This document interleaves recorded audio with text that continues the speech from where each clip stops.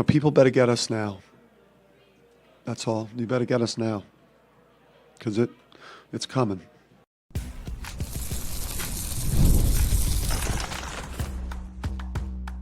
You are Locked On UConn, your daily podcast on the UConn Huskies, part of the Locked On Podcast Network, your team every day. Thanks for making Locked On UConn your first listen every day. We are free and available wherever you get your podcasts and on YouTube, part of the Locked On Podcast Network, your team every day. Before we dive into today's show, I want to take a moment to say how thankful we are for all of you. We appreciate all of your support. We're proud to say we're the only daily podcast covering both the UConn men's and women's basketball programs, the hoops capital of the world, and we're thrilled to bring you the coverage you deserve. Today's episode is brought to you by the all-new 2025 Nissan Armada. Stay with us for the Armada team of the week later in the episode. It's not one that I'm looking forward to. I guarantee if you're a UConn fan, you know exactly who the Armada team of the week is. I'm gonna struggle with that promo. Well, I'm sure if you follow me on social media, you know that I'm battling COVID.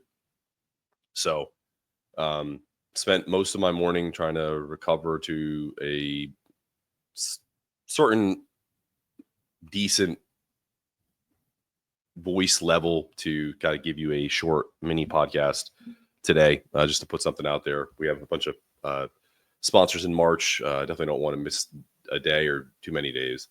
And I really want to go back and talk about what I just did last Friday, which obviously came out yesterday, the Jeremy Schaap interview about the E60 that was about Danny and him being called the other Hurley. That's available on ESPN Plus March 15th at 11 a.m. And then obviously you can watch that as much as you want on ESPN Plus and for eternity. I was sent a pre-screener. Yes, I'm a very big deal. People know me. I apologize. So I watched the pre-screener this morning, and some stories just hit harder. I couldn't shake the feeling that on so many levels, he's every man. He's me. He's you. He's all of us. And all of us who've wrestled with doubt, with identity, with the question of whether we even deserve the things we fight so hard for. I relate to Danny Hurley in a way I didn't expect when I was lying in that hospital bed 4 years ago, not knowing if I was going to live or die. And a part of me, maybe the darkest, most broken part, I thought, you deserve this. And for those of you who are new to the program, I had a stroke 4 years ago.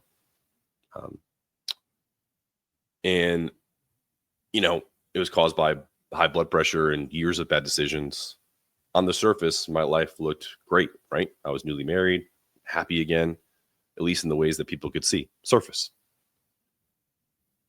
But beneath that, there was something else, a weight, a whisper in my mind saying, good, at least your oldest won't have to carry this pain at an age where he can understand it.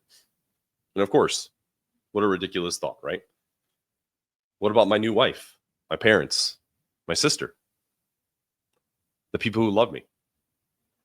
But in that moment, I believed it.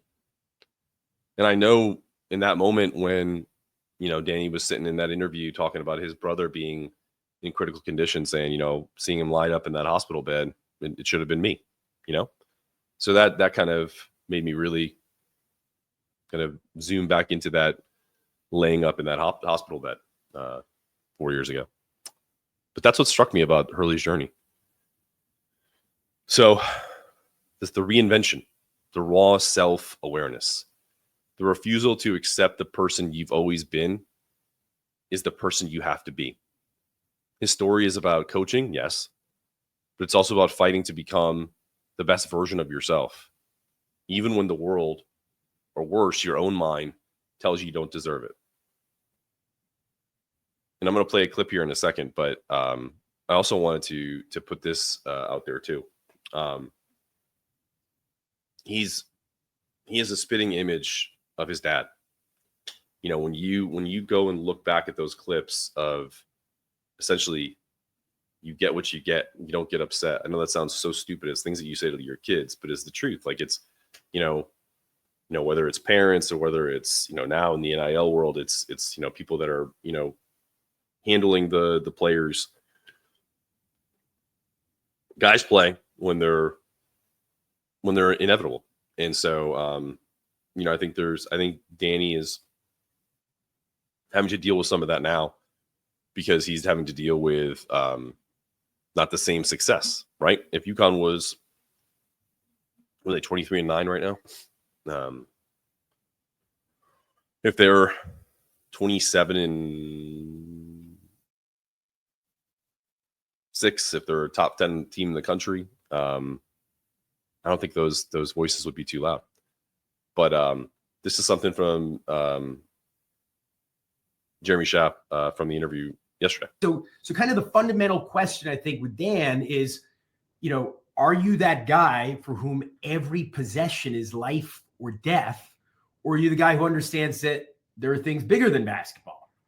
And one of the, really interesting moments to me in our conversations, I said to him, when we're talking about walking away from the team at Seton Hall in the fall of '93, I said, how had it gotten to that point? How had it gotten to the point where everything, your whole identity, your entire sense of self-worth was tied up with basketball and nothing else? I mean, Dan is a brilliant guy.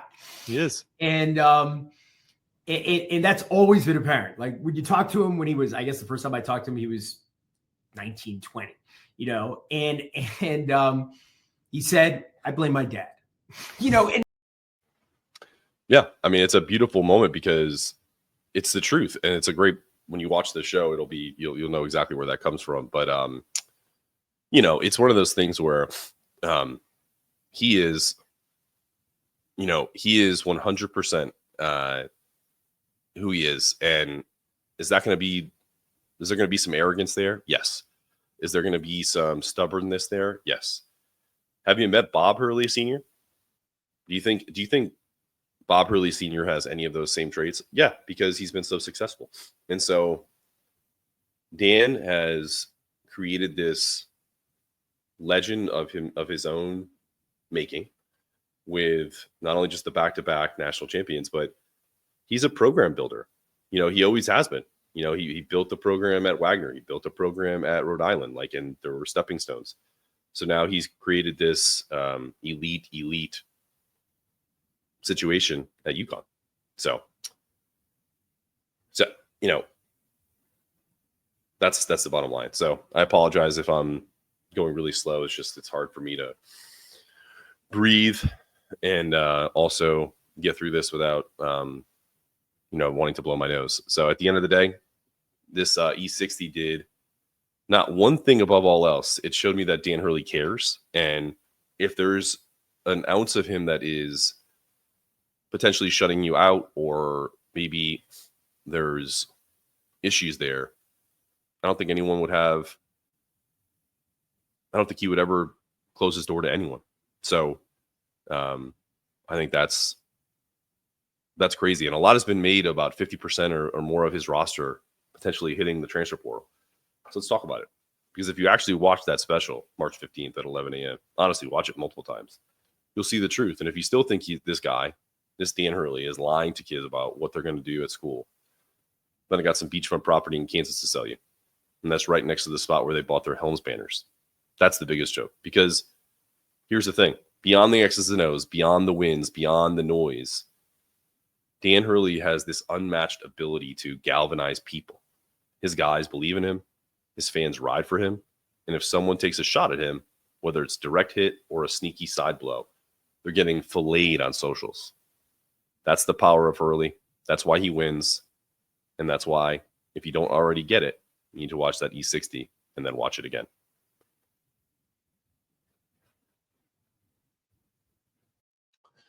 The Armada Team of the Week is brought to you by our friends at Nissan and the all-new 2025 Nissan Armada. Each week, our Locked On College basketball experts pick one team that stands apart. From the top-seeded stars to unexpected upsets, these guys showcase the strength and sheer power needed to push the team forward.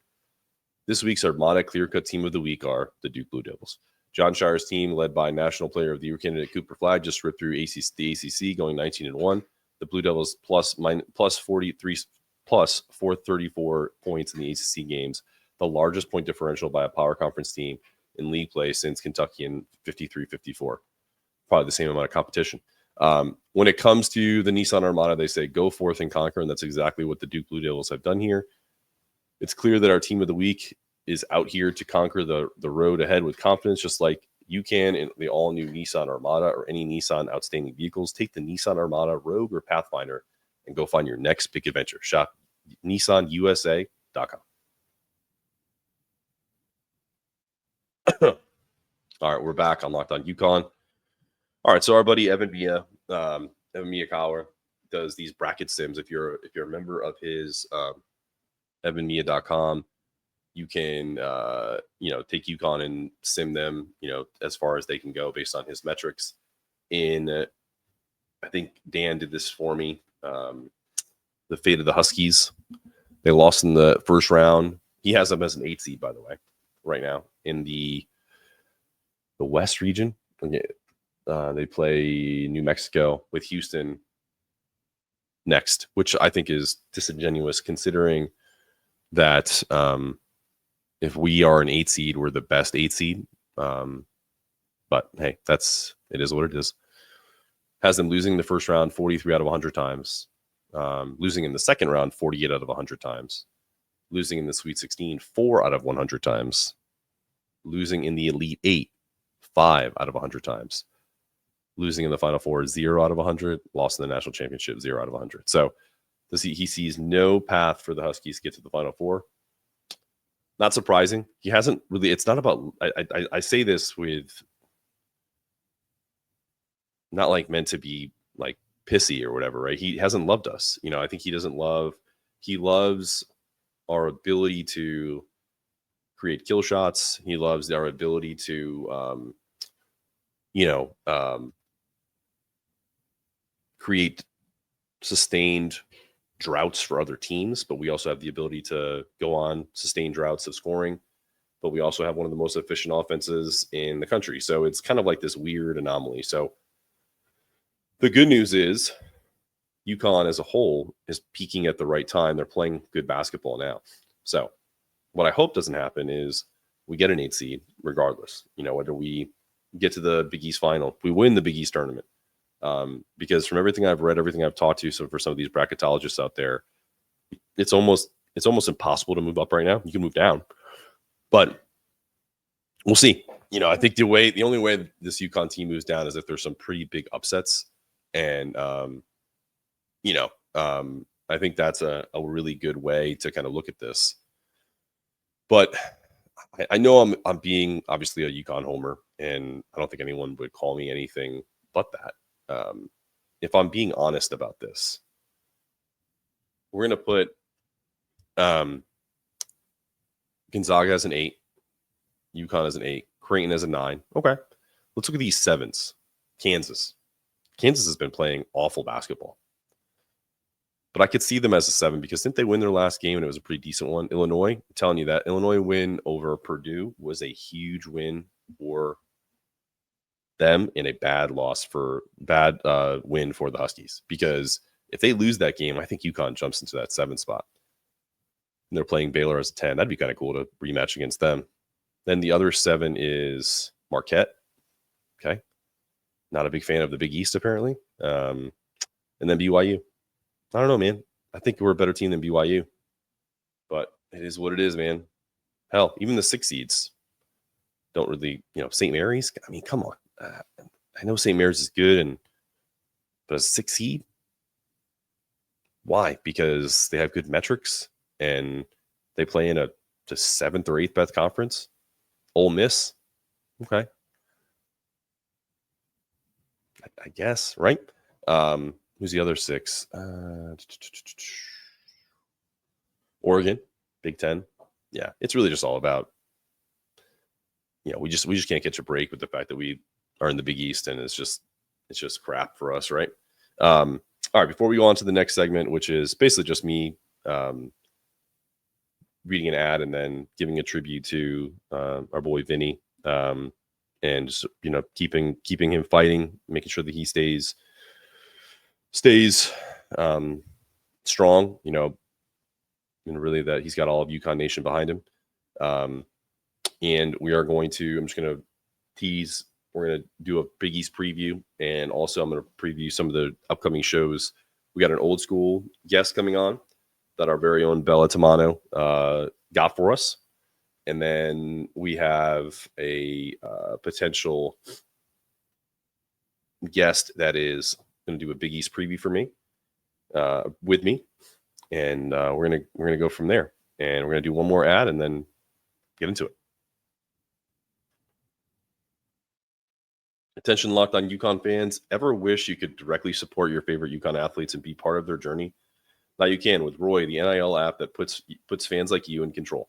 Before Roy, NIL deals were often handled behind closed doors, and fans like you didn't have a clear way to directly support the players you love. Now with Roy, you can make a real impact and feel closer to the athletes representing UConn. Choose the player you want to support, decide how much you want to contribute, get exclusive content straight from the athletes you back. The best part, if your player transfers, you get your money back. So it's a risk-free way to show your support and make your voice heard. Support your favorite players directly and help shape the future of UConn sports. Download the Roy app from the App Store and start backing UConn athletes the way you deserve it, with transparency, trust, and a real impact. This is the future of college sports. Join it now by downloading the Roy app and supporting your favorite players.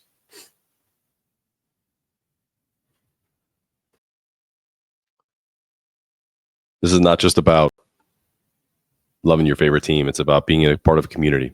And this tells me everything I know about not only Liam McNeely, but UConn, because this isn't the only one. This is just one that I pulled. Yo, what's up, Vincent? It's Liam McNeely here with the UConn basketball team. I just want to encourage you to keep fighting. You inspire us every day, and I wish the best for you. Go Huskies. Yeah, Vincent Lombardi. I'm not going to put all of his stuff out there. Just wanted you to know that even though we're going to dive into a full Big East preview tomorrow, but today consider this a minutes restricted COVID infused edition of the podcast, ladies and gentlemen. So instead of the usual deep dive, I just want to take a moment to give him all of the love and support that he deserves. And so that first shout out obviously is to Vinny. Keep battling, my brother. And anyone out there that's going through something right now, just know this: UConn Nation is one big, beautiful tent of people helping people. No one fights alone. So I wish I had more in me today to continue to put together more of a podcast, but I appreciate anyone that tunes into this today. And we'll be back at full strength soon. And so you may get another one of these truncated, or the good news is I did say I was going to bring in some guests. So I do have a gentleman named Casey Matthews who's going to come in and do a Big East preview with me. He was on the Creighton staff a few years back, and he's actually in New York City today. So we're going to talk through that tomorrow. Also tomorrow, I don't know when it'll come out, but we're going to have John Gwynn on. Bella Tamano was able to get him, and she will be on the show with me because I could use the support until I'm 100%. So looking forward to those two shows. And that's it for today, guys. Stay locked on, stay connected. Always keep fighting, win for Vin. Go Huskies.